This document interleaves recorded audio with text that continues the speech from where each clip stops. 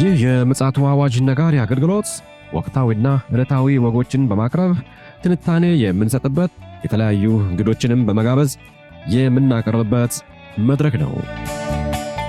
መረጃዎችን ያጠናከረ ይዞልን የሚመጣው ፓስተር አለማየሁ ነሙ ሲሆን ፕሮግራሙን የመራና መሰናዶውን ኤዲት በማድረግ ወደ እናንተ የሚያቀርበው ይልቃል አስራት ነው። መልካም ጊዜ። ሻሎም ሻሎም፣ ውድ የተከበራችሁ አድማጮቻችን ሰላም ለእናንተ ይሁን። ከቀኑ በኋላ ደግሞ በሌላ መረጃ ደግሞ ወደ እናንተ በዚህ ምሽት መተናል። እንግዲህ ዓለማችን ውጥረት አሁንም እንደቀጠለ ይገኛል። መረጃውን ደግሞ አጠናክሮ ይዞልን የመጣው ወንድማችን ፓስተር አለማየሁ ነሙ ነው። እንግዲህ ከሱ ጋር መልካም ጊዜ ይኖረናል። መስመር ላይ ተገኝቶልኛል። ይልቃል አስራት ነኝ ከምፅዓቱ አዋጅ ነጋሪ አገልግሎት።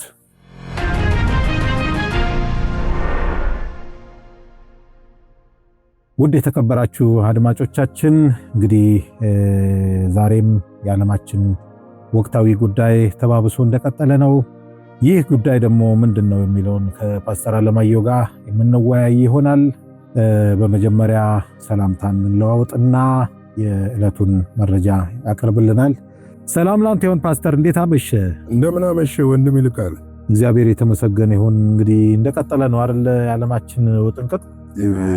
ምንም ማድረግ አትችልም። እንግዲህ የቀጠለ ነው። እኔ በጣም ነው የሚገርመኝ ድብልቅልቁ የወጣ ይሄ አሁን አንዳንድ ነገር ለቅመ የምትለየዋለ ለቅመ የማትለያቸው አይነት ውጥንቅጥ ነው ያለውና ትርምሱ አሁን በፊት በጎራ ነበረ። በጎራ ስትል በርዕዮተ ዓለም ነበረ፣ በፍልስፍና ነበረ። አሁን ግን አይደለም። አውሮፓ ከአሜሪካ ጋር እየተተራመሰ ነው። ከኤዥያ እርስ በራሱ እየተተራመሰ ነው።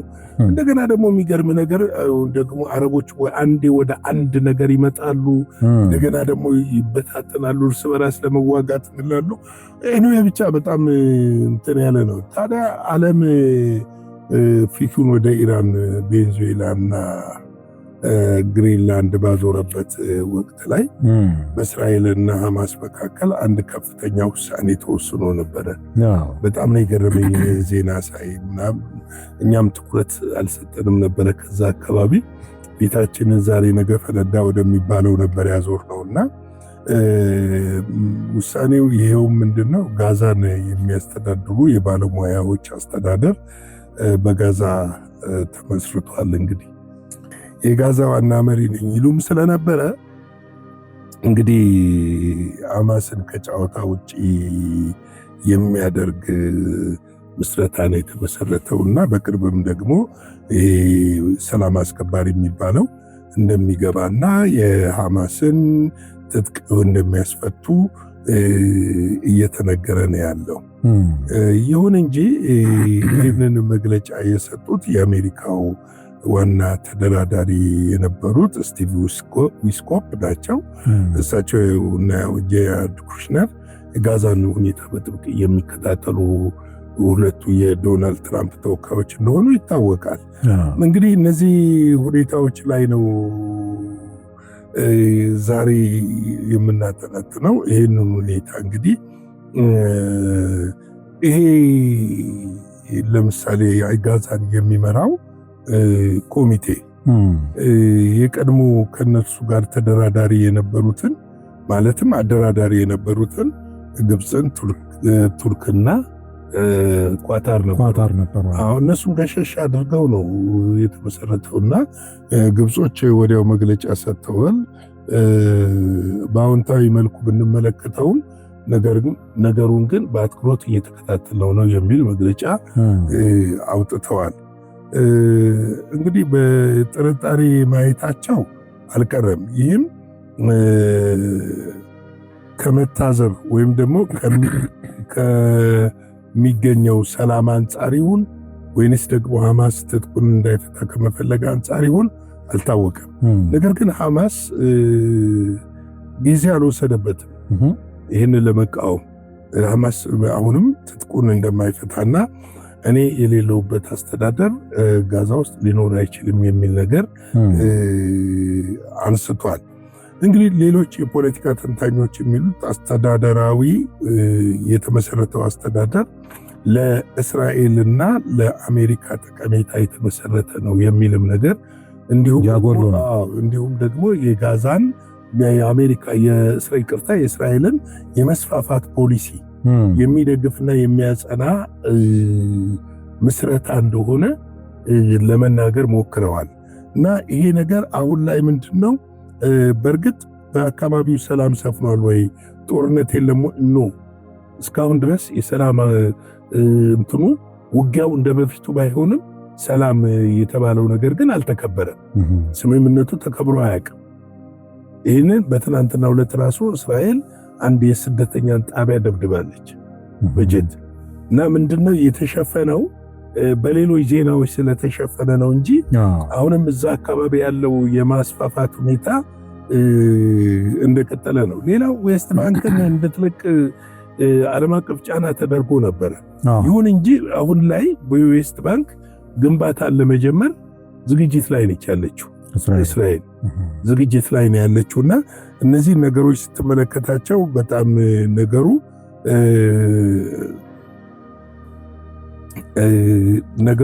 ክብደቱን እንትን አድርጎ ከበድ ያለ ነው ያለው።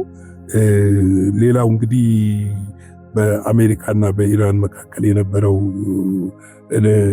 ጦርነት የቆመበት ትልቁ መንስኤ ሆልድ ነው ያደረግነው ነው የሚሉት ዶናልድ ትራምፕ። አላቆንም፣ ሀሳባችንን ግን ለጊዜው ገጥተነዋል።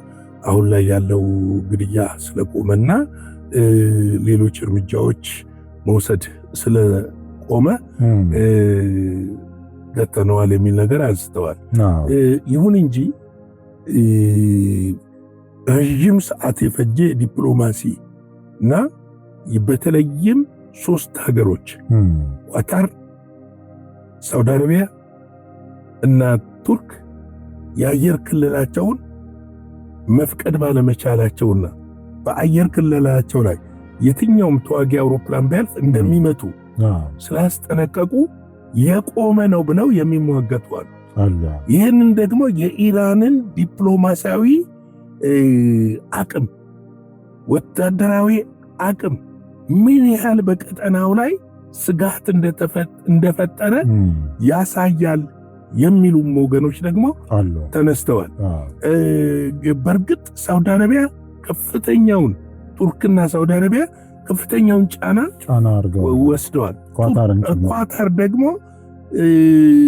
የአሜሪካ የጦር ቤዝ እዛ ስላለ ባለፈውም ድንጋጤ ፈጥሮባታል። የሚሳኤሉ ድብደባ የኢራን ወዳጅ ነች። አሁን ያንን ከማድረግ ወደኋላ እንደማይመለሱ የሚያመለክት ነገር ነው ያለው። ሌላው የኢራን ቁርጠኝነት ብለዋል ሌሎች ዲፕሎማቶች ደግሞ። የኢራን ቁርጠኝነት ምንድነው? የኢራን ቁርጠኝነት አጥፍቶ ለመጥፋት የተዘጋጀች መሆኗ። ስለዚህ በሄደችበት ጎዳና ተቃውሞውን ከማብረድና ከመቆጣጠር ባሻገር አሜሪካ ልትወስድ ያለውን እርምጃ አስቀድማ መውሰድ እንደምትችል አሜሪካኖቹ በመረዳታቸው ለጊዜው አሁን ላይ እርምጃ ቢወስዱ በከፍተኛ ሁኔታ የሚጎዱት እስራኤልና አሜሪካ መሆናቸውን ስለተረዱት ያቆሙት ነው የሚል ነገር ተነስቷል። እንግዲህ ሌላው በጣም አስደንጋጭ የሆነው ነገር ወደ እስራኤል የሚደረጉ በረራዎች አሉ። የአውሮፕላን በረራዎች በቀን እንጂ በሌሊት እንዳይሆኑ የተለያዩ አየር መንገዶች በረራውን በሌሊት ለማድረግ ወስነዋል፣ በቀን ለማድረግ ወስነዋል። አሜሪካ ራሷ እና የአውሮፓ ሀገሮች ዜጎቻቸው ወደ እስራኤል እንዳይጓዙ ማስጠንቀቂያ ሰጥተዋል። እንግሊዝ ይህንን እርምጃዎች ወስዳለች። አንዷ እንግሊዝ ነች የወሰደችው። ዜጎቿ ወደዛ እንዳይሄዱ በረራዎች እንዲቆሙ የማድረግ እርምጃ ወስዳለች። እንግዲህ እንግሊዝ ምንም አይነት በረራ ወደ እስራኤል እንዳይሆን አድርጋለች። ያንን ያደረጉበት ምክንያት ያው ትናንቱን ያዘግበነዋል። ምናልባትም ኢራን ቅድመ እርምጃ እስራኤል ላይ ትወስዳለች የሚል ስጋት ስለነበረ ነው። ሌሎችም የአውሮፓ ሀገሮች ወደ መካከለኛው ምስራቅ የሚደረገውን ጉዞ ጥንቃቄ እንዲያደርጉ በማለት ለዜጎቻቸው ገልጸዋል፣ ማስጠንቀቂያ ሰጥተዋል። ምክንያቱም አሁን መካከለኛው ምስራቅ ላይ መሄድ በሁሉ ነገር ማለት ይቻላል ሪስክ ሆኗል። ምክንያቱም ድንገተኛ ሊፈነዳ የሚችል ነገር እንዳለ የሚያመለክት ነው። የኢኮኖሚ ቀውስም ራሱ አስከትሎ የሚመጣ ይመስለኛል። አዎ አሁን የኢኮኖሚ ቀውሱ እንዴት ነው የማያስከትለው? የኢኮኖሚ ቀውስ እኮ በከፍተኛ ሁኔታ እያስከተለ ያለ ጉዳይ ነው እና ይሄ ብቻ አይደለም። አሁን ሌላ ደግሞ ቀይ ባህር ላይ ውጥረት ተፈጥሯል።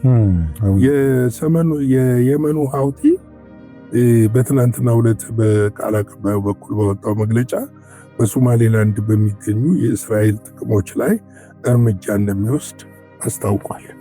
ሌላ ትኩሳት መጣ። ሌላ ትኩሳት ነው እንግዲህ ይሄ እርምጃ ወስዳለሁ የሚለውንና በቀይ ባህር ላይ ደግሞ በሚንቀሳቀሱ ማንኛውም የእስራኤልና የአሜሪካ የጦር መርከቦች ላይ እርምጃ ለመውሰድ ዝግጁ እንደሆነ እየተገናገረ ነው ያለው። እንግዲህ ከአሜሪካ ጋር ታውቃለህ፣ ቀደም ብሎ ምንም አይነት የአሜሪካን የንግድ መርከቦች ላለመንካትና ስምምነት ነበራቸው።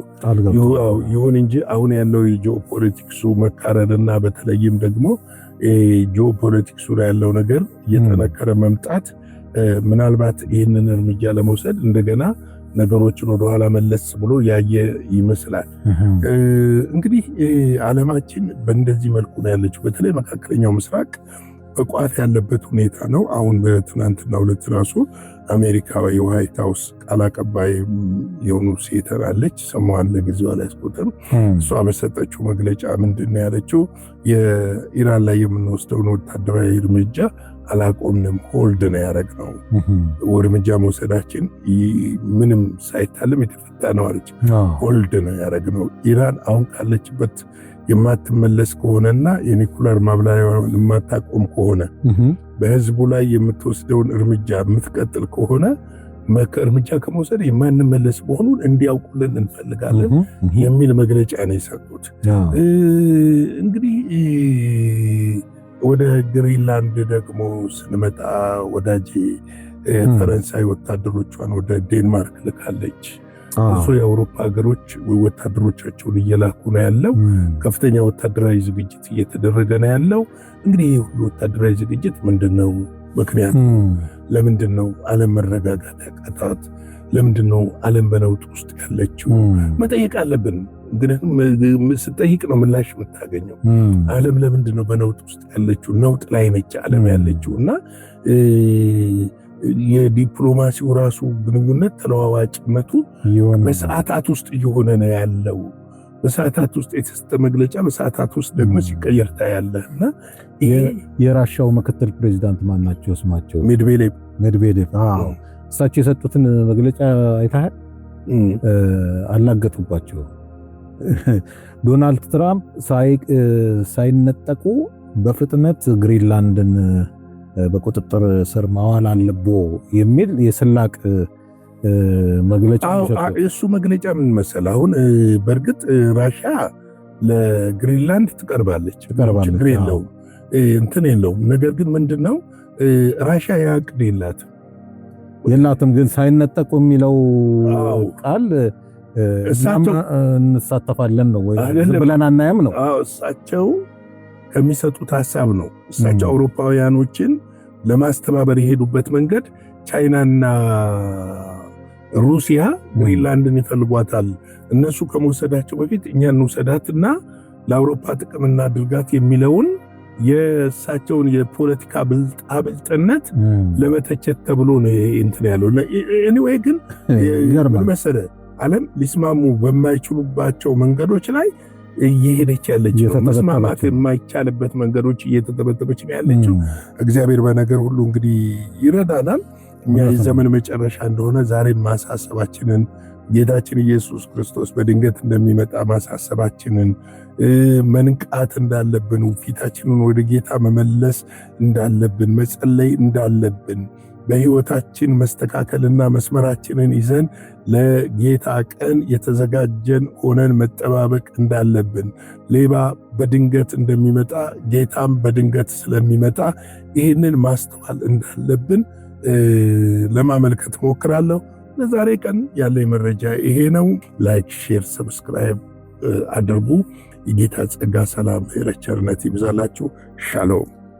እግዚአብሔር አብስቶ ይባርክ። ፓስተር እንግዲህ የዕለቱን መረጃና ደግሞ ጠበቅ ያለ መልእክት ነው ያስተላለፍከው። እንግዲህ ጆሮ ያለው ይስማ በማለት እኛም የዛሬው መረጃና መልእክት ወደ ድምዳሜው እያሻገረን ነው። እንግዲህ አድማጮች እንደሰማነው ነው ዓለማችን ወዴት እያመራች ነው በሚል ፓስተር ጥሩ አድርጎ መረጃውን አቅርቦልናል። ውስብስብ እያለን ያለው እንግዲህ ይህን እንቆቅልሽና ውስብስብ ያለውን ነገር ሊፈታ የሚችለው የይሁዳ አንበሳ የሆነው ማህተሙን የፈታው ጌታ ኢየሱስ ክርስቶስ ብቻ እንደሆነ ሁላችንም እናውቃለን። ያ ጊዜ ደግሞ ሩቅ አይደለም፣ በቅርቡ የሚሆን ስለሆነ በዚህ እጅግ ደስ ይለናል። ነገር ግን ለዛ ራሳችንን አዘጋጅተናል ወይ የሚለው ቁልፍ ጥያቄ ስለሆነ ራሳችንን እንግዲህ እያዘጋጀን የአውሬውንም መንግስት በመጻረር የጌታ ኢየሱስ ክርስቶስን ደግሞ የስልጣን ዘመንን በማወጅ የዛሬን ፕሮግራማችንን እንደመድማለን። ውድ አድማጮቻችን ለዛሬ ይዘን የመጣነው መረጃ ይህንን ይመስላል። የእግዚአብሔር ምሕረት ከሁላችን ጋር እንዲሆን እንመኛለን። ነገ አንድ መረጃ ይኖረናል። ይህንንም እንድትጠባበቁ ወዲሁ እናሳስባለን። መልካም ጊዜውን። ሻሎም። ለዛሬ ይዘን የመጣነው ወቅታዊ መረጃ ይህንን ይመስል ነበረ። በሌላ ጊዜ በሌላ መሰናዶ እስከምንገናኝ ሰላም ለእናንተ ይሁን።